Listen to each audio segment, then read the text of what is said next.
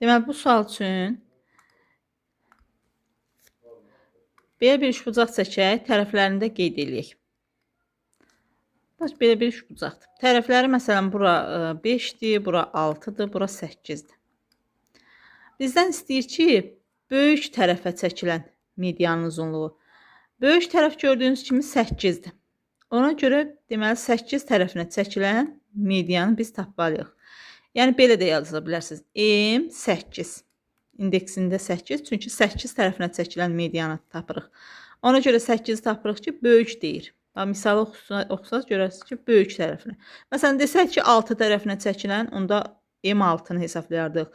M5-i kiçik tərəf desəydi, M5-i hesablayardıq. Amma burada böyük tərəfinə çəkilən, baxın, xüsusilə burada yazmışam. Böyük tərəfinə çəkilən 8-dir də böyük tərəf. Ona görə 8 tərəfinə medianı, çəkilən medianı tapırıq.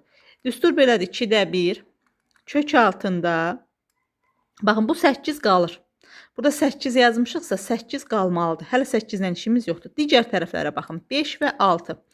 2 vurulsun 5-in kvadratı, üstə gələk 2 vurulsun 6-nın kvadratı, çıxaq 8-in kvadratı. Kök altında. Və bu düsturdan istifadə eləyirsiniz. Bərabərdir. Burada olur belə. 2-də 1 qalır öz yerində, kök altında.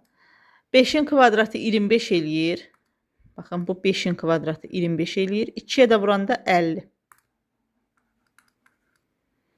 Üstə gələk. Sonra burada 6-nın kvadratı var. 6-nın kvadratı 36 eləyir. 2-yə vuranda 72. Siz bunu sadə, yəni asan kənarda bir yerdə hesablaya bilərsiniz. Mən şifahi hesablayıram. 8-in kvadratı 64. Bu da bərabərdir. 2-də 1 yenə qalır öz yerində.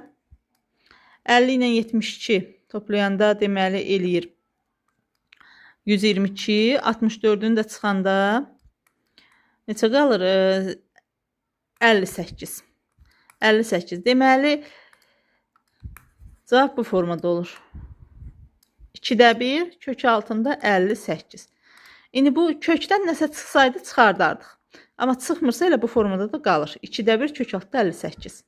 Cavab yəni budur.